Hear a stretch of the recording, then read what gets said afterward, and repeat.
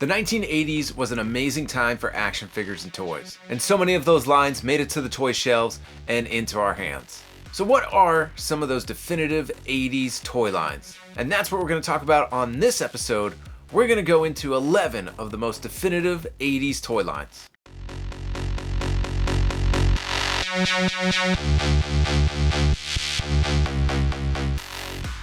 Welcome back, guys. It's Thomas, and if you haven't noticed, my episodes are kind of all over the place. I probably should have started with this as a topic from the beginning, but here we are. Now, we are halfway into the year of me actually starting these retrospectives, so before we get any further, I just kind of want to put on record what I think are some of the most definitive 80s toy lines. And I did an episode on the most definitive 90s toy lines, and there was a few I left off that people were asking me why I left off, and the reason is because they started in the 80s. So with that, this list will not feature things that started in the 70s, so there's not going to be any Star Wars on here. I did a whole month of Star Wars action figures, although I do recognize its place in toy history, and we'll mention it once or twice. So sit back, relax, as we go through 11 of the most definitive 80s toy lines. At number 11, in 1985, Kenner produced a line of transforming vehicles that turned into heavy weaponry, and that goes to M.a.s.k. Our heroes made up of the Mobile Armored Strike Command M.a.s.k,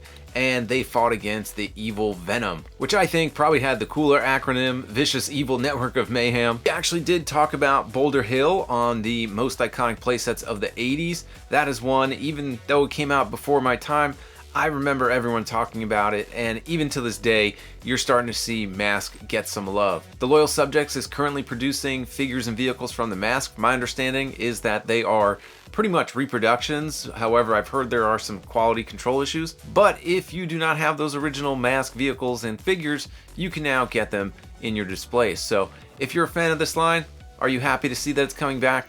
I know a lot of collectors that are. A toy line that I never had, but my cousins did, and I know they loved it, was My Little Pony. In 1982, Hasbro produced a line of brightly covered vinyl toy ponies, and they featured brushable hair, and they came in all sorts of different colors. They had their signature stamp on their back called the cutie mark, and I never played with My Little Pony. However, when I would see them, they just looked like candy. It looked like my cousins were playing with toys that were so bright and colorful, it reminded me of a bag of Skittles. But I remember the old show, and it was just like a fever dream, and I can't deny the influence that My Little Pony has had even in modern day. So I don't know what bronies are, but apparently they love My Little Pony too. I think this one has transcended the decades, and they're still making My Little Pony products on the shelves today. In 1986, Kenner released the Real Ghostbusters. Now, this was an action figure line not based on the movie, but it was based on the animated show. And this is probably one of the first action figure lines I had, as I was born in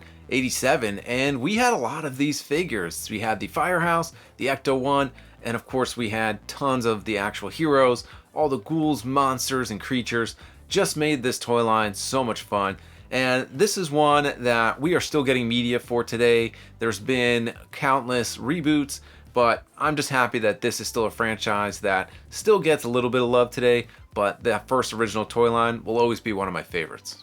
To coincide with the release of a new Marvel Comics series, Mattel released Secret Wars in 1984. And when I think of older superhero action figures, my mind immediately goes to Mego, and it really wasn't between Mego and this line where we started to get more characters, a little better detail, and that's with this Secret Wars line. A storyline based on crossing over all of these different characters from Spider-Man, X-Men, the Avengers, and Fantastic Four, and we got all the action figures for it. And what was really cool is that there was action figures released that weren't even in the storyline. So this was probably the first bit of world building we got to do with Marvel. And you think of those later 90s Marvel toy lines with Spider-Man and X-Men, Secret Wars had a walk so that those can run. So definitely one of the most iconic of the 1980s. And in the same year of 1984, Kenner released their own superhero action figures from DC with the Superpowers collection.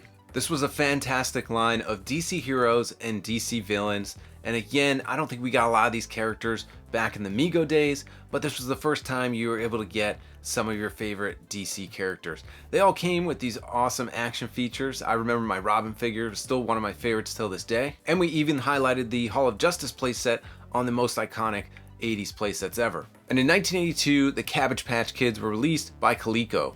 Emphasis on the word Coleco because on a previous episode when I was talking about a Rambo action figure line, I said Calico, and everyone in the comments let me know I said it wrong. And Calico...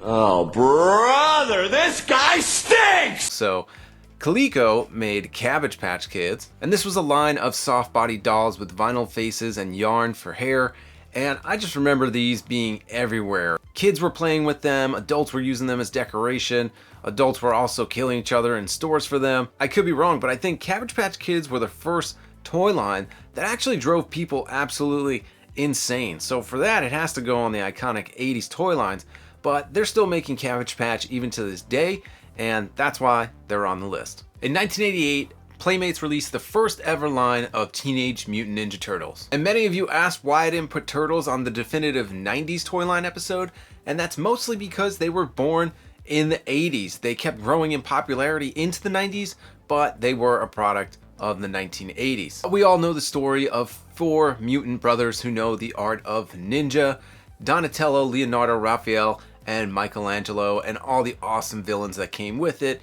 Shredder, Bebop, Rocksteady, Krang, and so many more. And Turtles have made it onto almost every list that I've made: action figure playsets, vehicles, and they are just so iconic and have created this cultural movement. Like, Turtle Power has been going strong since the 80s, and every few years we get a reboot and there's new toys on the shelves and new media. So Teenage Mutant Ninja Turtles started in the 80s.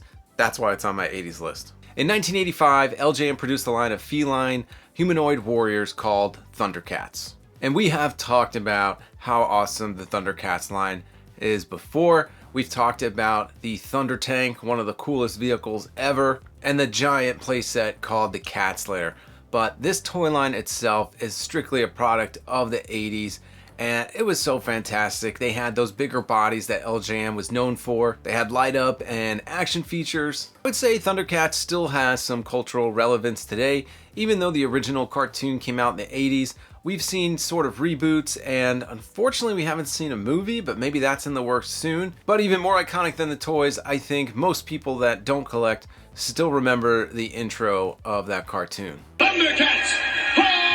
In 1984, Hasbro released Transformers, the Autobots versus the evil Decepticons, and these were robots that turned into trucks or other things. We talked about Beast Wars in the definitive 90s toy lines, but Transformers is what started it all. And I don't think, even to this day, that there's never not been Transformers on the shelf. There's not much to talk about with Transformers and vehicles because the figures are the vehicles, which made it so unique and so much more fun than some of the other toy lines out there. And even though I've never collected Transformers, I still recognize the cultural significance that not only did it have on action figures, but also on other media like movies, and it's still going strong today, so we all love Transformers. And the top 2 were super difficult for me to rank who was going to get the number 2 spot and who was going to be ranked number 1. But for my list, I think I got it right. And for my list, I'm going to put Hasbro's 1982 G.I. Joe: A Real American Hero.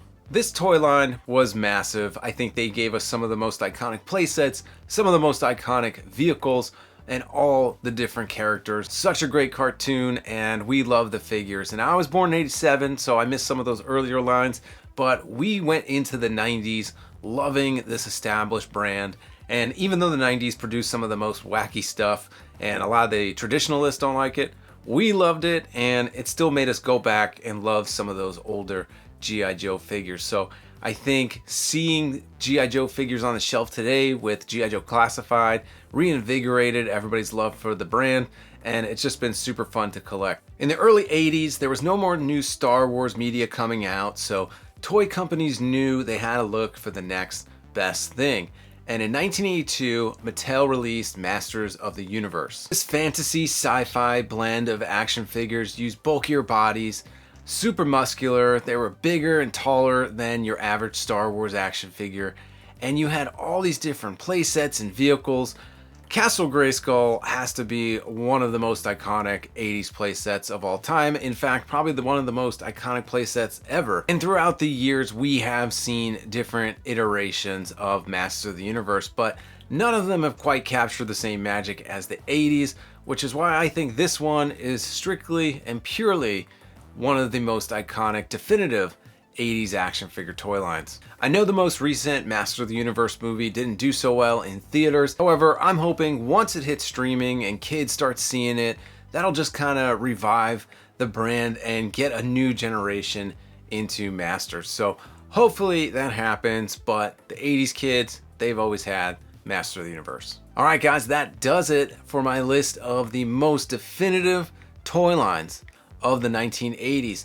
Which ones would you have put on the list that I left out? There's many more 80s toy lines that I think are awesome, but I had to narrow it down a little bit. Let me know down in the comments, rank your top 80s toy lines. Which were your favorite? Did I miss any that you would have liked to see? But either way, hope you had fun and enjoyed this list. And until the next episode, we'll catch you next time.